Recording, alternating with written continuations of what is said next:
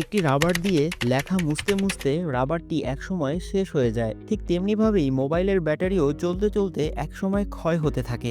Battery থেকেই পাওয়ার নেয় processor, আর processor থেকেই আসে মোবাইলের পারফরম্যান্স। তো যখন ব্যাটারি দুর্বল হয়, তখন ফোন যদি হাই স্পিডে চলে তাহলে মোবাইল হঠাৎ অফ হয়ে যেতে পারে। ঠিক এই কারণেই অ্যাপল প্রায় 1 দশক আগে ফোনগুলোর পারফরম্যান্স কিছুটা কমিয়ে দিত, যাতে ফোনটা মসৃণভাবে চলতে পারে এবং ব্যাটারিকে আরও বেশি সময় বাঁচিয়ে রাখা যায়।